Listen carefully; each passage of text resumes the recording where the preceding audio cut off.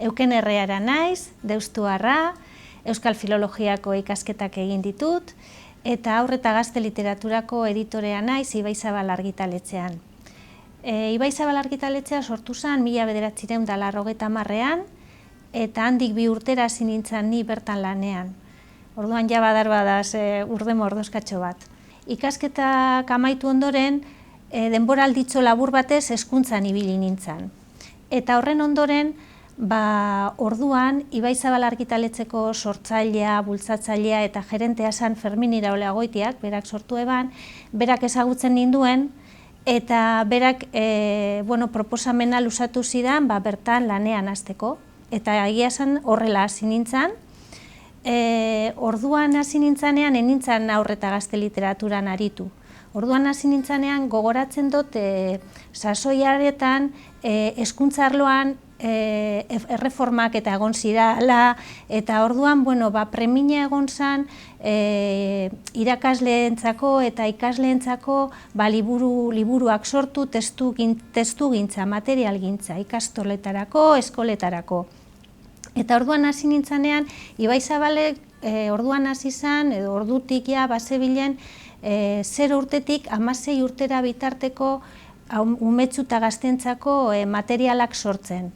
Eta orduan ni lanean hasi nintzanean horretan hasi nintzen laguntzen. Euskara arloan laguntzen, gero egin genduzan erlijioko materialak, filosofiakoak, eta ni horretan ibili nintzen editore lanean. Eta gerora izan zen ja haur eta gazte literaturan hasi nintzanean. Testugintzarena finkatzen joian neurrian eta egia esan da haur eta gazte literatura argitaratzen genduan, baina igual ez horren beste. Argitaratzen genduzan liburuak eta orduan gengozan Iñaki Zubeldia eta biok egiten gendun editore lana eta lagundu materialgintzan eta testugintzan, eta era berean, aldi berean, beste jornadaren zati bat edo emoten geuntzan literaturari. Baina heldu zen momentu bat, apurka-apurka, Ibaizabal hasi zanean, 8 edo lagunekin hasi zen, eta urteekin orain 32 lagun gara. Orduan, hor egon da garapen bat, ezta? Eta orduan, apurka-apurke plantilla hori gehitzen joan da, eta momentu batean erabaki izan, testugintzaz gain, literaturari be aparteko garrantzia emon nahi geuntzala. Nik esango neuke nahiko ez ezagune dela editorearen lana. Oso ondo ulertzen du jendeak ez jakitea, ni honetan lanean hasi nintzanean be, etorri nintzen lanera, eta egia esan da, enekian zertan zetzan lan hori, ezta? Eta azkenean editoreak jende horrekin guztiekin, aipatutako horrekin diseinatza eta horrekin guztiekin harremana dauke, eta gero egin behar dauena da testua editatu, eta testua hori da gehien bat, ez da testua editatzearena, zuzentzearena, eta horretan ibiltzearena. Editore moduan, gatzena eta zailena gauza bera iruditzea eta. Gatzena iruditzea eta zailena, gatzena eta eraberean posgarriena edo interesgarriena, jendearekin harremana. Aukera daukagulako jende asko ezagutzeko, jende sortzailea ezagutzeko, eta jende sortzaileetatik beti asko ikasten da, belarriak presteuki eskero, baina era berean batzutan pertsona askorekin hartu emon hori euki behar izana, danok gara bakotzak ebre modukoak, eta hori be batzutan nekagarria izan daiteke, edo gero adibidez, lehen aipatu dugu originalak, eta aurrera egiten dugunean, baina beti ez dugu aurrera egiten. Batzuetan ez esan beharra dago, eta ez da erreza,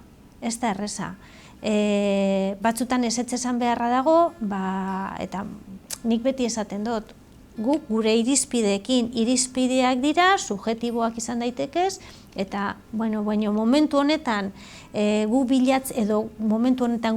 bilatzen gabiltzana ez talako hori. Editorealen lana izaten da testu hori aztertu eta normalean proposamenak egiten dira. ez dira beti proposamen asko izaten, lanaren arabera edo, baina normalean esaten dabe lau begik bik baino gehiago ikusten dabela, eta orduan beti ikusten dugu, igual zeo zertxo komentatzeko. Beti dira proposamenak, nik beti esaten dut, honek proposamenak dira, proposamenak egiten zaizkio idazleari.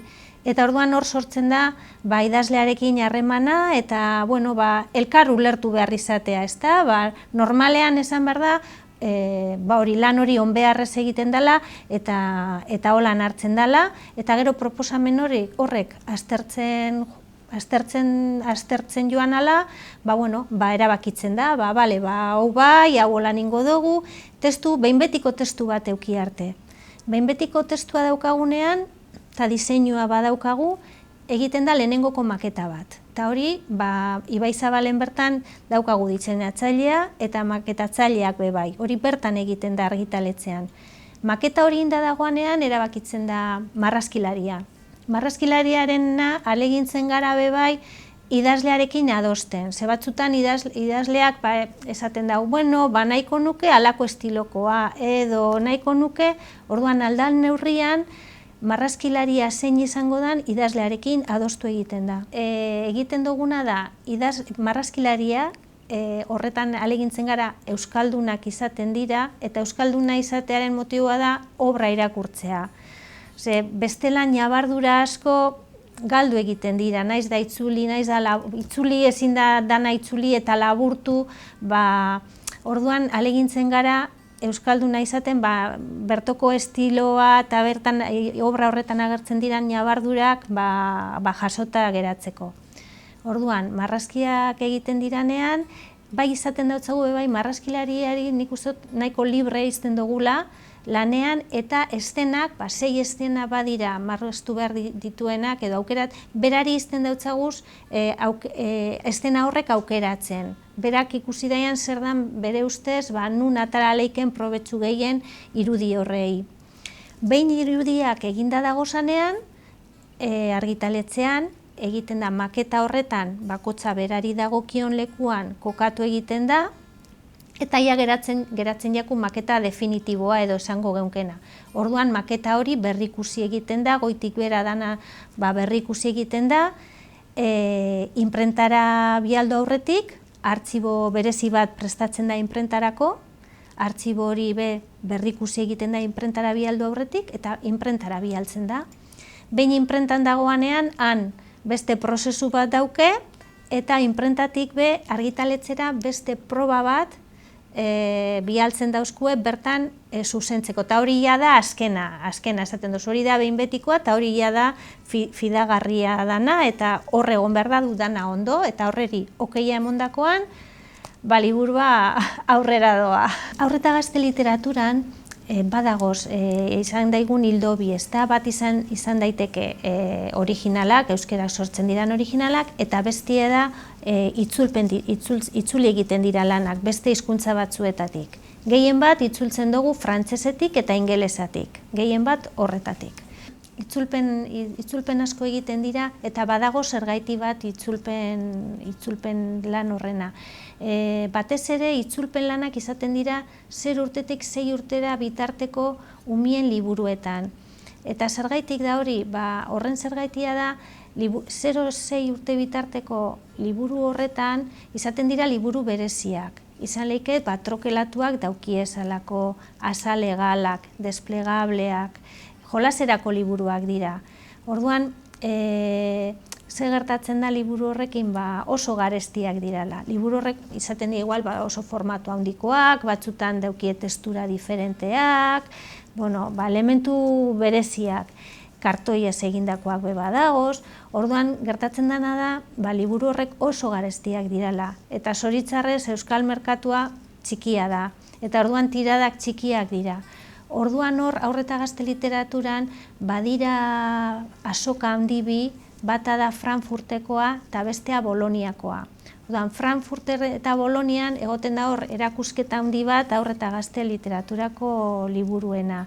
Eta normalean hor egiten dira beste argitaletzekin harremanetan jarri eta eskubideak lortu itzulpen horrek egiteko. Ze itzulpena eginda, askoz be, merkeagoa urtetan dau liburua, aprobetsatzen dalako beste hizkuntza batzuekin ataratzeko. Atarako da euskera gure kasuen, baina beste argitaletxe batek atarako dau liburu hori gaztelaniaz, edo liburu hori beste alemanez edo beste hizkuntza batean. Eta danak elkarrekin atarata, presio beagoak lortzen dira, eta bide bakarra da momentu honetan euskera solako liburuak egoteko. Horregaitik 0-6 urte bitarteko adin horretan, tarte horretan itzulpen asko ikusten dugu. Egia esan da, editorearen lana batzutan oso bakartia da. Egia esan da, jende askorekin daukagu harremana, harremana daukagu idazlearekin, ilustratzailearekin, diseinatzailearekin, harreman asko daukagu, baina gero, azkenean jesartzen gara gure lantokian, eta hor gabiz testuek zuzentzen eta rebisatzen, eta maketa gora, maketak bera, eta batzutan emoten da, uartetxo modu batean gagozala, ezta? Eta orduan, holako sariren bat eta datorrenean, egia esan da, posgarria, batetik idazlearekin lortu dozulako bebai holan harreman bat eta postu egiten zara beragaitik, eta gero argitaletxea saritxoren bat jasota esaten duzu, igual apur bat gehiago entzungo da, propaganda apur bat bada argitaletxearen txako, eta norberaren txako posgarria bebai, da holan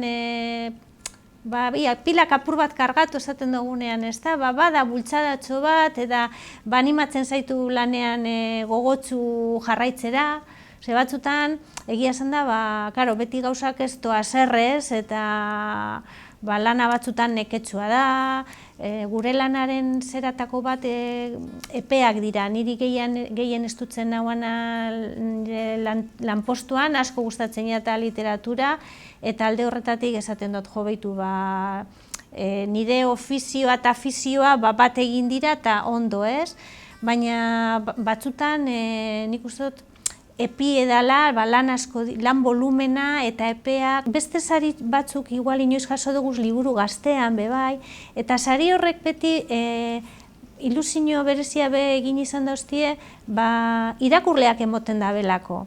Eta hor esaten dut, irakurleak izan dira, adin horretako horrek izaten dira, 12-16 urteko ikasleek proposatzen dautziez liburu batzuk irakurtzeko, eta gero liburu bat hautatzen dabe, eta inoiz, behin baino gehiagotan, gure libururen bat egonda hor tartean, iruditzen eta aurreta gazte literaturan, aurrentzako ez dakit errezago dan asmatzen, ez dakit, ez da erreza asmatzen, baina batzutan argiago daukagu, edo pentsatzen dugu behintzat argiago daukagula zer nahi daben. Baina gazteen kasuan, batzutan, esaten duzu, hau, euren interesekoa izango da, hau, gordinegia izango da, ez dakizu zenbateraino, ez da gai batzuk landu edo zenbateraino, eta batzutan, horretan sorpresak hartu dugu, ze igual, hori gai gordin batzuk eta holan proposatu eta irakurri dabez, eta gero bozkatu dabe liburu horren alde, eta esaten dut, ze ondo, ez da, eta ze posa. Gero ja behin, ez dakit, 10 urtetik aurrera hor ez dakit ze gertatzen dan, eta askoz be gatzaue da asmatzea. Eta plataforma hau, Tatun plataforma hau da, orain eginten gabiltzan apustu bet, hori irakurleak egiteko, irakurletasuna bultzatzeko asmoz, digital mundu horretan sartuta eurengandik gertu dagoan mundu horretatik, harrapatzen dugu zan. Txirristan adibidez, gure asmoa izan zen, eta hori bilduma hori oso maite dut,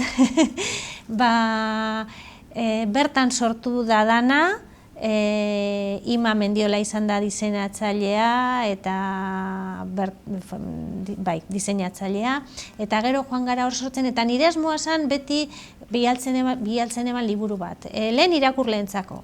Eta hartzen zendun liburu bat, lehenengo irakurleentzako, baino igual nekez irakurriko dago hau, lehen irakurle batek. Eta nire asmoa, gure helburua izan zen, planteatu gendunean bilduma hori hor, guk utzune bat ikusten gendun.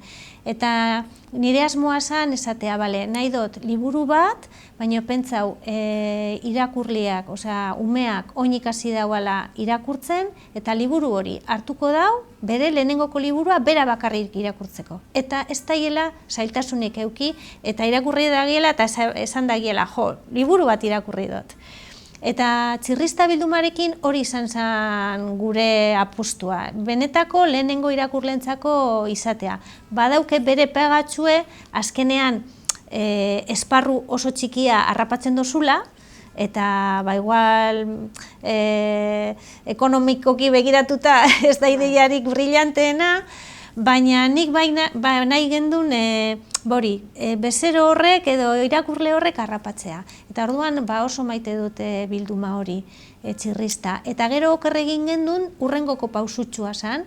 Orduan horbe oso diseinu polita egin gendun. Eta hori egin gendun apur bat album itxuran. Album itxuran esatean nahi dut testua eta testu gitxi dauke, baina testua dago integratuta marrazkiekin, eta marrazkien parte eta testuak batzutan igual esaten bada handia hitza, handia hitza hori letra handiagoz jarriko dugu, edo txiri bueltaka letrak agertuko dira, eta orduan badaukalako mugimendu bat, eta iruditzen eta erakargarria izan daitekela umeentzako. Orduan, 6-8ko esparrua holan beteko geunke. Bueno, ni egia esan da, posi sentitzenaz, nire lanean iruditzen jatalako batzutan esaten dozu, zer egiten dozu, ezta? Eta iruditzen jatzu, neurri txiki batean, gizarteari esaten dozu, nire lan honek, nire lan honetan, niretzako irakurtza importantea da, ez? Aukera asko emoten dautzu zalako, eta bestela iruditzen jata hizkuntza menperatzea beharrezkoa dela, gero beste arlo batzutan irakurri beharko da bena ulertzeko eta hori, ezta?